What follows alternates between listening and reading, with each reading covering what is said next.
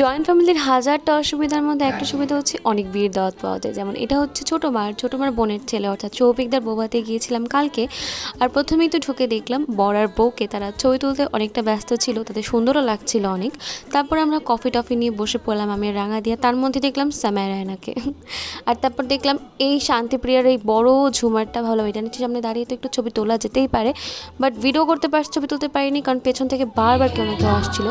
আর ততক্ষণে শুরু হয়ে যায় লাইভ মিউজিক, আর যেটা গাচ্ছিল বরের বোনেরা ভাইয়েরা সবাই, খুবই সুন্দর লাগছিল ওদের গানগুলো। তারপরে এখানে বসে মা, ছোটো মা, বড় মা গল্প করছিল, আমি আর বাবা বসে বসে দেখতেছিলাম। তারপর বসে পড়লাম সেটা যেটা করতে আমি গিয়েছিলাম, মানে খেতে। আর আমরা খেতে বসার পর বর আর বউ সব টেবিলে গিয়ে গিয়ে সবার সাথে কথা বলছিল, কত হাম্বল কত সুইট না। তারপর ছোটো মাও দেখতে আসে আমরা ঠিকমতো খাওয়া দাওয়া করতেছি কিনা, করছিলাম। এত ভালো মতো খাইছি যে পেট পুরো ভরে গেছিলো। তারপর খাওয়া দাওয়া শেষে দেখছিলাম সবাই ছবি তুলছিলাম, ভাবতেছিলাম যে জন্মের পর থেকে 100টা বিয়েবাড়িতে গিয়ে ছবি তুলছি, একটাও ছবি হাতে পাইনি আজ পর্যন্ত। আর তারপর হচ্ছে এই সেই ক্যামেরাম্যান যে লুকায় লুকিয়ে আমাদের ভিডিও করছিল, তাই প্রতিশোধ হিসেবে আমরাও তার ভিডিও করে নিয়ে আসছি। আর বেরোনোর আগে আমি আর রাঙা দিদি হাতে করে কফি নিয়ে বেরোয় পড়ছি। আর সাথে ছিল ফিরনি, যে ফিরনিটা আমি টেবিলে বসে শেষ করতে পারিনি। তারপর কি লিফটে নামতে নামতে সবার একটা ভিডিও করে সবাই একসাথে হা হা করতে হি করতে করতে বাসা চলে আসি। বাসায় আসার পর সেই ফিরনিটাই খাই।